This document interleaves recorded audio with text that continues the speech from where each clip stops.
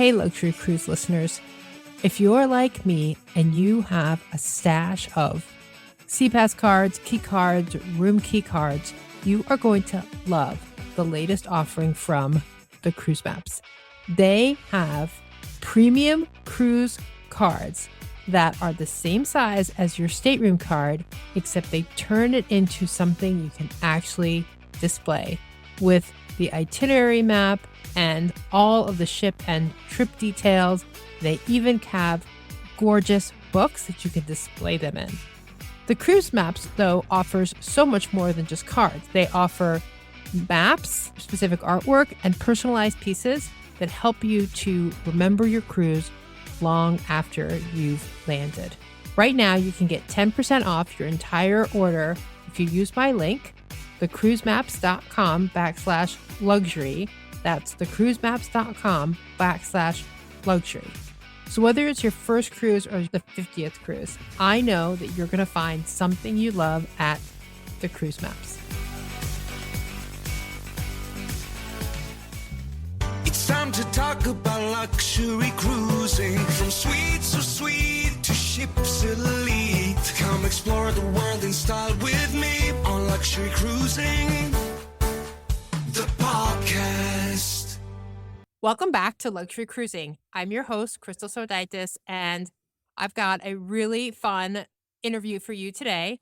Nicole is here, and she is going to talk to us not just about her trip on AmaWaterways AmaLyra, also how she created an amazing experience and made river cruising fun for her son.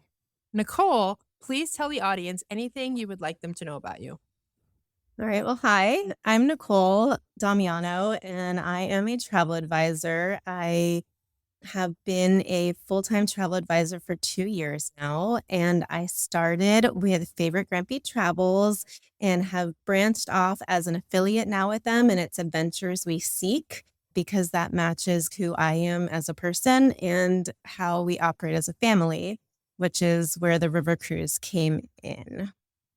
Love it. Yeah. So give us some background. Like, why did you decide on a river cruise? What was the adventure you were looking for? Currently, my family and I, we've sold everything we own in the States and we're living abroad at the moment, just traveling around the world, educating our kids to be global citizens and just learning as we go. So my kids have traveled quite a bit and we've done a lot of ocean cruising and stuff. A lot of that becomes, just the same destinations and pretty similar experiences every time you go, right? You know what you're getting into when you go on an ocean cruise. And I tend to travel with one child at a time to do something special. Once a year, I try to do one trip with each kid. And my oldest is 13, but he's kind of like a 70-year-old in a 13-year-old's body. And he loves history to the extent that I don't even know what he's talking about half of the time. And we go to the museums and he talks to the dossiers and he's just, I don't know who he was in his prior life, but it was someone big in history. So he talks up here and I can't. So anyway, we're in Europe and, my two others aren't really as interested. And I thought that the river cruise in France along the Seine would be amazing because it goes to Normandy. And that's something he wanted to see. But I know that no one else in my family really would appreciate it or want to spend as much time there as he would. And he also very much loves Napoleon. That's like for fun. And he's 13. So anyway, I thought that going on this river cruise along the Seine would be the perfect way to do it. And I chose Ama because when I was at the River Cruise Expo, I went on all the different ships. And I tried to find one that I felt wouldn't be too classy, too over the top, too much of an experience that my child wouldn't appreciate, or that would be a good mix with personalities for a family. And I felt very warmed and welcomed on AmaWaterways. And so that is why I chose that sailing. I love it. So not just the Lyra itself, but did you feel that Alma, because it is a family-owned cruise Right. line, Mm-hmm. and so did you feel that the culture and the philosophy was more amenable to families that also may want to try river cruising with their kids? Yeah, so really great is that I got to sit down and speak with Kristen and some of the other heads of AMA, and I told them that one of my dreams would be to have not necessarily a chartered cruise, but quite a lot of families join a river cruise and do something where we had like an astronomy class at night on the top deck, and we'd have, someone from wherever we are, like teach a special class for the kids on myths or on the queens or on cooking just geared for families. And I don't know, it like sparked something in me that along this journey, that was something that I wanted to create. And they were for it. And when we went, the ships were all decorated for Christmas and they just felt like, okay, I can bring my kid and it's not gonna be like, oh God, there's kids on this cruise. Yeah, and as you're talking, I could be wrong, but I think that Alma is the cruise line that has the relationship with Disney that hosts the They do. Adventures by Disney cruises. Mhm. They do. And we just had on the podcast, when this episode drops, it might have been like 2 weeks ago. We just had someone talking about soulful experience cruises that are also on AmaWays. And we'll link it in the show notes, but these are cruises that are specifically focused around the African American experience and the African diaspora. And they really focus on that part of Europe, not just European history, but they actually expanded it to South America and Europe. And so if there is a cruise line that would be open to something, and the reason why I started was because one of her friends had mentioned it to them, that wouldn't it be nice to start these sort of cultural experiences?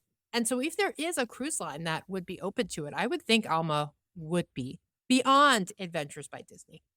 Correct. And, Adventures by Disney is wonderful for certain, and Alma does do that. I feel like doing something that was more really focused on the education aspect and not necessarily all of the adventure part that Disney provides. It would be more like a world school journey. So it would be a little bit different, but obviously very much well catered toward kids. And I mean, I know we'll get to this in a little bit. One of the things that I really loved about the river cruise was that there wasn't a lot to do when you were on that ship and you had to be together. Like we go on the ocean liners and, one kid is in the kids club playing video games. One kid is in the park reading, guess which kid? And then the other one is sitting right next to me or playing ping pong, or we're not together and we're not just making time together. We're out riding. Like we're busy, really, really busy. And while that is wonderful making memories, we found friends. Like Gavin, my 13-year-old, sat down with people who were 4 times his age, probably more. I mean, if I'm not very good with math, maybe 6 times his age.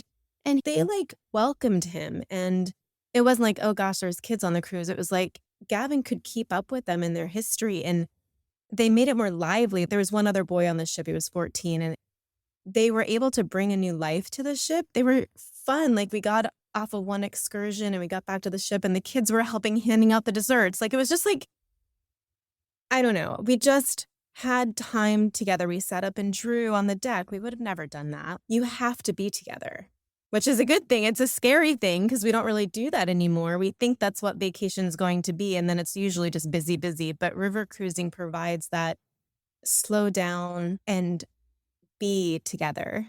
I love it. That is Okay. so good. I love it. So what was the decor of the ship like? You said you didn't want it to be like too fancy, too extravagant. So just describe for me the sort of the decor. Well, this ship in particular was a little older. It did not have a swimming pool. It had a hot tub that maybe could fit 2 pairs of legs in it. It was very small, which in a way it was a little bit bad because it was the hottest week I think France was having, but it was comfortable. I mean, it definitely wasn't, oh my gosh. When I walked onto some of the other lines, I knew immediately that it wasn't for me personally because of the way that it was really a nice, fancy vacation. Like, I don't think I even own like dolled up dresses, or like when I go on vacation, I'm much more casually type just to relax and enjoy. And it had that feeling. It was a little bit more relaxed. The decor, I mean, it wasn't anything to write home about. It wasn't like it was extremely memorable and fancy. It was just like a comfortable space, I guess you could say, like a living room.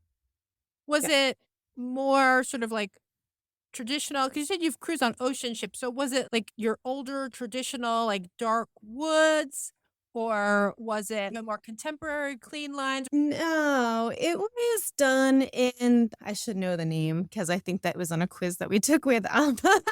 They're yellowish rust terracotta orangey color that they have. It was a lot of that and tan. Like it was definitely felt a tiny bit dated. I will say that ship, it is older. And they did say that they've been every winter they do like a piece to revamp it.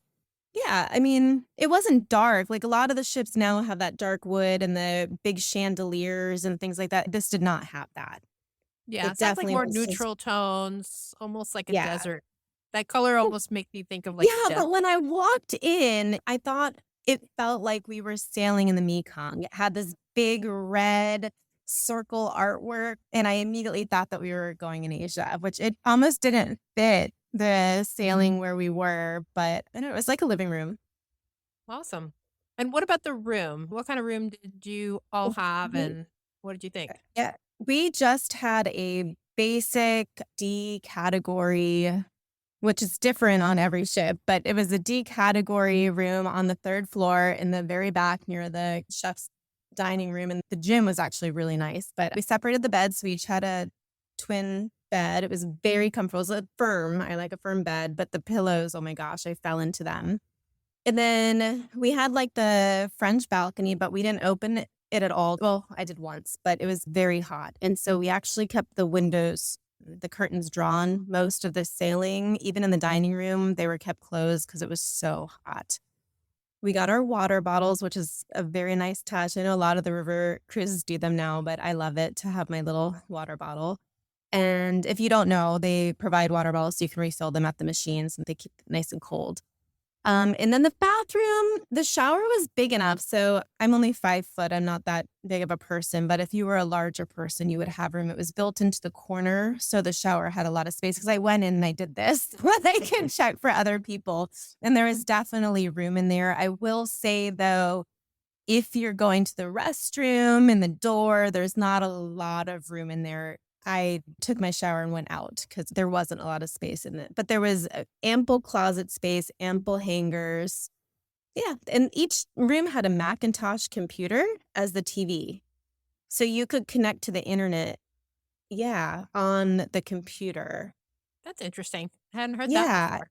I don't know. The movies were very old history style. I don't know, like Gone with the Wind, just like really old classics, like very dated but fun to be like more with your family. Like nothing was like Fast and Furious or anything. Yeah. And were those included? Yes, everything in Alma is included. And that's what was another big draw because so with a family of 5 or with 4, whatever, you go on an ocean cruise and usually you have to then add on your drinks and your excursions and all the things. I know probably many people who have listened to your podcast know what's included and what's not on ocean liners. Pretty much nothing. And you pay for all your add-ons, right? And so the ticket price at the beginning seems really affordable or not as high. But then after you pay your deposit and then you start adding your water and your, we don't ever buy the drink package, but you add on your drink package and then your 4 excursions and then the laser Wi-Fi. tag. Yeah, the Wi-Fi, everything. And it just goes up and up and you don't realize it until you're like, oh my gosh. But on Ama, your excursions are paid for. They have 2 or 3 every day that you can pick from. They have bikes that you can take out into the towns if you don't want to do a tour, or they have bike tours. Or if you've done your tour, you can then go out again. The Wi-Fi, and it was good Wi-Fi. It was better in certain parts of the ship. Like I knew where I could work and where I couldn't. Good, bad. The entertainment is all included. When we got back from Normandy, they had a group of ladies, 3 of them that came in and were dressed like, oh my gosh, the Boogie Woogie Bugle Boys of Company B. What is that? I Yeah, can't think of it. Like the USO? Like Yes, USO. the USO. And they came in and they sang and did like a little performance right when we got back, which I thought was so cute and like timely. Then your drinks are included at breakfast, lunch, and dinner. So if you want to have alcohol, breakfast, lunch, and dinner, and an hour before dinner, it's also included. Anything beyond that, you do have to pay for. but I was very happy with my before dinner drink. It was plenty. Like, it was great for me. I mean, I thought it was enough. All the food is included, and everybody gets to go to the chef's table one night. It's included. I feel really weird saying this, but it was the best food I have ever had. Like, ever. The chef's table? The whole cruise. Like, I ordered the fish every time, and I felt like I had the top suite on the ship, the way that they treated me, and I literally had the bottom, tier room. It was the most delicious food, the best service. My son, it was funny. He ordered a burger at dinner. It was only on the lunch menu, but they made it for him. And then the chef came out and he's like, I came looking for the kid because I knew it must be the kid that orders the burger. But they had pizza and burgers for kids. So there was something at both meals that they could have if they didn't want the other food. Always chicken breast was available for him. And then they had like endless gummy bears. Oh, that's interesting. Endless gummy Yeah, bears. like out of the bar, there was a container of gummy bears, and that helped. I mean, we probably went through quite a few bags of that spread gummy bears. I love it. So how is the food? There's a main dining room. Yeah, this ship did not have multiple dining areas. I know some of the newer ships and the larger ships do have multiple dining areas, and other lines do too. This one, we just had the main dining room. There was a lounge that had coffee machines, the bar, and then they had like very basic rectangle sandwiches like ham and cheese or cucumber and cream cheese. That was it. Were those for like snacks if you got hungry between meals or? Yeah, they were available pretty much all day. There was a pretty like bakery case that you could go over and get a salad or a sandwich, and then they'd have a couple of desserts in there. Most of the day, those were out. In the morning, you could also have a fast breakfast in the lounge if you don't want to go to the dining room. And then at night, late at night, maybe 10, they put out a little bit of some appetizers out there.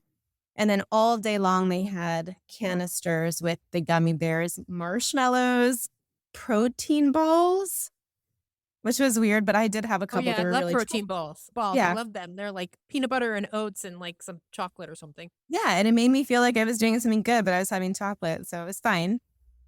And then some cookies and like a nut mix, so that was always out there in the lounge. And then they had the chef's dining room that you could go in one time on your sailing. If you ask nicely and there's room, they'll let you go twice. Yeah. For some reason, somebody doesn't want to go or doesn't show up. Or your ship doesn't have a full guest list. Yeah, so that was it. It wasn't like there were tons of places to go. But the food was amazing. The best food I've ever had. The Caesar salad was incredible. I felt silly ordering it because I was like, oh, it's just a Caesar salad. It was so good. The fish every night literally melted. The best food. Best. I love it. And that's from somebody living in France currently. Yes. But also not eating as nicely as I did on the ship. Yeah, that's high praise. So tell us about the excursions, especially the ones that Ama curated, and how it was for your son and his intense love of history.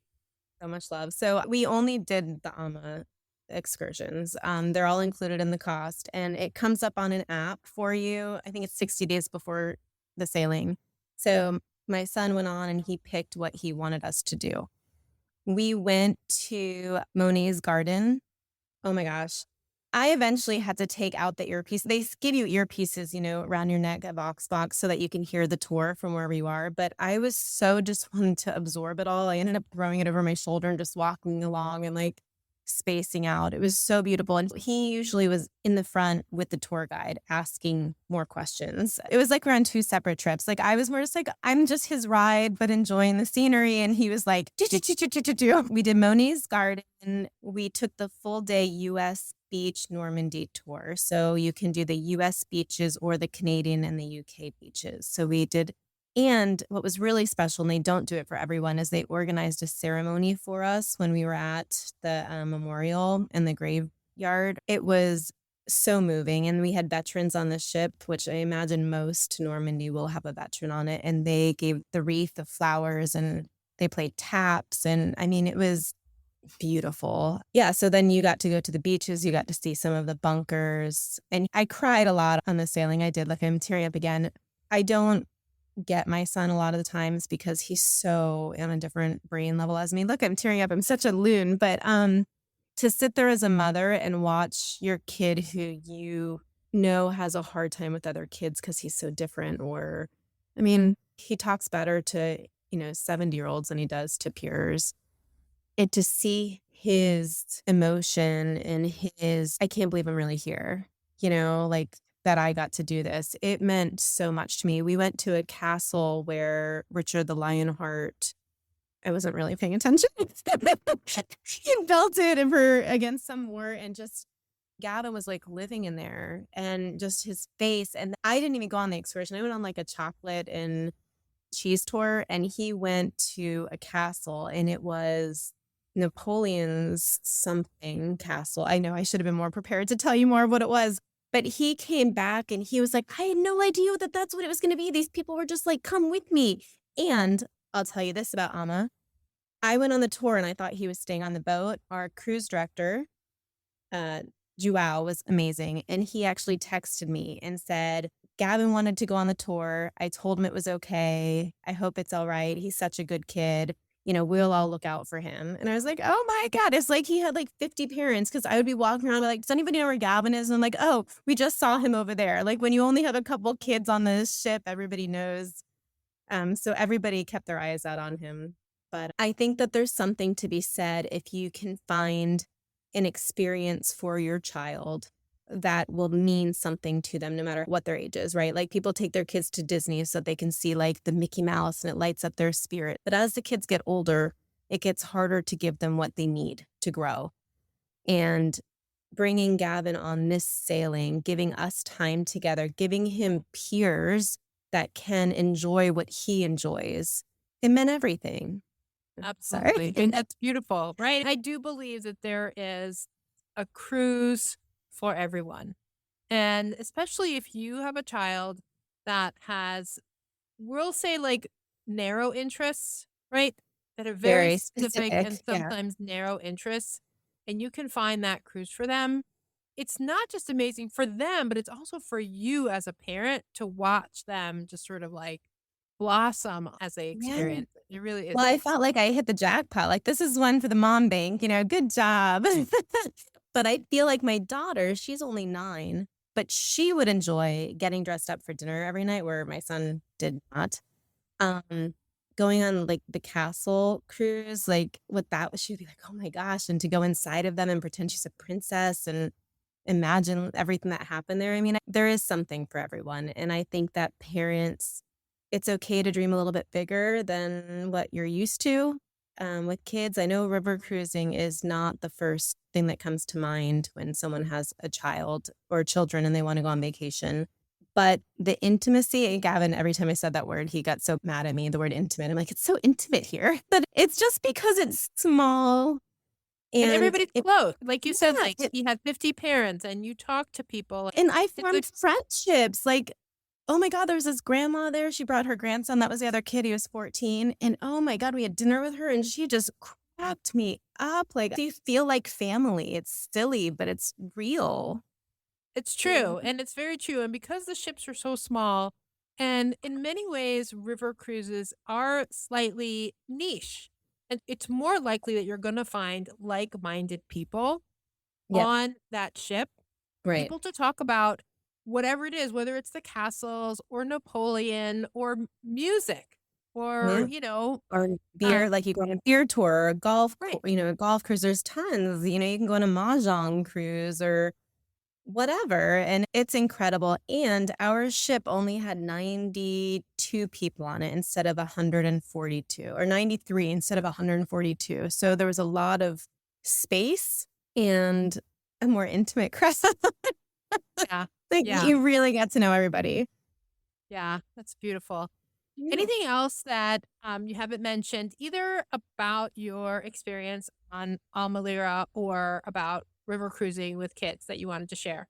I would just say that if you have ocean cruised before and you want to try something to give you a different experience, but still only want to unpack one time. You want to go to multiple locations. And another good part about river cruising is you're not going into the big ports like you do with the ocean cruises.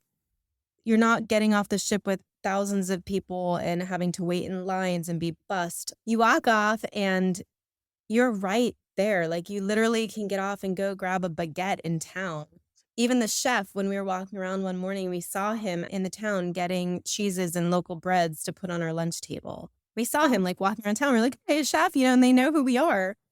So you get a different experience instead of just the tourist experience that you get with a lot of ocean cruising. So to bring your kids into a real town and not just a town built around tourism is a completely different, real global experience for them. And that is something that we always try to do when we travel. Yeah, it's cool to see the big names that are like the Eiffel Tower and all the things that everybody sees, but to go into where people live and experience that feeling and maybe wake up and go grab a coffee or an ice cream at the shop and sit outside, it's great. And the distance that you're traveling between cities is not vast. So you stay quite a while in port. So even after your excursion is done, you just sign yourself in and out. And some of them have overnight, like during the World Cup, we were there for the England game and we spent the night in the city we were in. You could scan out and go to an English pub and watch the game and then come back when it's over. Like you have so much freedom. It's like your vessel for getting from A to B in your sleeping place, but it gives you the freedom to be among the locals. Yeah, I love that. Also, because it's Europe, you're more around the locals in their everyday life. Right. And people living their everyday life. When you generally do ocean cruising, you're going into ports that are very much built around the cruise ship tourism. And you're seeing people, they're in their everyday life. They're working, like their job might be to sell whatever at the market by the port, but you don't see people going to their job at the bank or going grocery shopping at the deli or wherever. Right. Or just sitting outside having their coffee and they sit forever. Like you learn to slow down, right? So I think to finish that thought about the kids aspect, because I didn't, I went off on a tangent, is that the experience that you will give them, especially in Europe or in Egypt or in now Colombia or in the Mekong, is it is a real experience. It is it's not a vacation. Like it is, but it's not. Like it's a travel experience, which in my mind is what truly, I mean, it's what I tell all my clients, but it's how I view travel. It's not just a vacation. Like it truly is an experience to make us all better humans and to understand what's happening around us. And so by being on a river cruise right there with the people in the villages and seeing it, it brings other cultures, lifestyles, the real thing, like everyday life into ours. So I think it's good for kids. I think it's good for adults. I think it's good for everyone. But I think it is something that kids can really gain a lot from instead of just what they see on TikTok. Their screen. Yeah, TikTok. absolutely. Let's take a step back from this particular cruise. And I want to ask you something I ask everyone, and that is, what is your definition of luxury? Luxury is not having to do it yourself. That is it to me. There you go. That's it. Did this experience on AmaLyra meet that definition of luxury for you? Absolutely. Absolutely. It was the best food of my life. Like I said, I didn't have to cook anything. I knew if I wanted to go on the excursion, great. If I didn't, that was fine. I didn't pay for it. Nobody was forcing me. I could just show up in the lobby, grab my little colored ticket and get on the bus or do what I wanted. My bed was made twice a day, which they don't really do that anymore on ocean cruises. I know I said it earlier, but I mean, I had the lowest room on the ship and I was treated like I was in that front suite. Granted, I probably didn't get all the extras, but I didn't know what they were, so it was fine. But I was treated just as special. Everybody knew my name. Before we even got on the ship, when I was sitting in the lounge, someone said, "You must be Gavin," to my son. I mean, I'm sure they knew that there was only going to be 2 kids on the ship, but I was like, oh, you know who he is? And it absolutely felt like luxury. Like I never have been on such a wonderful experience. And I mean that. It was the best experience I've ever had on a trip. I love that. I mean, I do believe that even on a mainstream cruise line, in an interior cabin, the crew want you to have the best vacation of your life every single time you sail. Yeah. And oh my gosh. And just then multiplied on a luxury ship. And I consider river to be luxury. absolutely. And I don't know if they do this every sailing, and they probably do, but we were there on Bastille Day, which is their Independence Day. And so our captain, we left our port a little early, and he like zoomed it to a town, and we were parked by the time that town fireworks went off for Bastille Day. So we all got to sit on the deck and watch. We didn't hear any music that I can remember. They passed out drinks. We watched the fireworks, and it was like you could see all the locals along the shoreline watching also, and we were part of that. And then on the night that we were in Paris, which they probably do for everyone, but he was like, the captain has a special surprise. And at 10:45, I think everybody went up to the deck, and the captain floated us down the Seine close to the Eiffel Tower. And we were all sitting up on the deck, and at 11, it sparkles. I don't know if you knew that, but at 11 o'clock at night, it sparkled. And we were all there to watch it sparkle. And like they played like the most beautiful on the ship, Paris, like lovey music. And we were just like, oh, that's the Eiffel Tower, and we're in Paris. And it was Magical. luxury. It was amazing. Yeah, magical. Incredible. Yeah, sounds magical. Yeah. Do you have a dream cruise? Like one that exists or one that I'm making up? Either way. So one that already exists, I would love, love, love to take my husband down the Mekong. And that is because we eloped in Thailand and backpacked Asia on a shoestring and spent, I think $12 a day was our budget. Like we stayed in hostels, and we experienced all of Southeast Asia on a shoestring. We took 3 months. It was wonderful, but it was, I mean, we're both, and we have stories upon stories, but I think it would be incredible to take him on it so we could relive it in a more incredible, luxurious way. Yeah, way more comfortable, I'm sure. That would be really incredible for me. And if it was one that I made up, I mean, if money was no object, I would love to take a charter, I'm making this up, right, down through Africa and teach kids about the cultures in Africa and the animals, and that it all still really exists in the villages. And that's how people live every day, just to like give us all a little check. And I think that it would change so many lives if we could have educators and kids and parents all together listening to music, playing the instruments, dressing, dancing, being right there. So that's my one I would make up. And stargazing. Oh my God, can you imagine what you would stargaze on there? Anyway, that's my made up one. That sounds absolutely beautiful. This has been so much fun. If someone wanted to reach out to you and talk to you about you curating an adventure for them, either on a river cruise or not, how would they do that?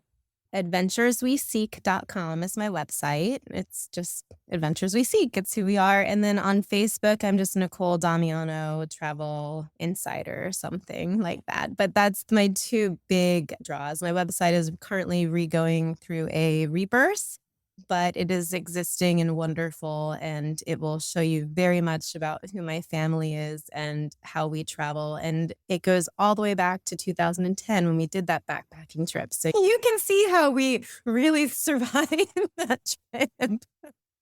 That sounds yes, amazing. I do have an email, but I know everybody likes to look at pictures and things. So adventuresweseek.com, start there. Awesome. Well, we'll put that in the show notes for sure. Thanks again for being here. And to listeners, thank you too. And until next time, I wish you safe and luxurious cruising. Hey, before you go, if you're enjoying this content, I would so appreciate a 5-star review on Apple Podcasts or wherever you're listening to this podcast. If you'd like to be on the show, there's a link to a form in the show notes, or you can email me at luxurycruisingpodcast@gmail.com. That's luxurycruisingpodcast@gmail.com. I hope to hear from you soon.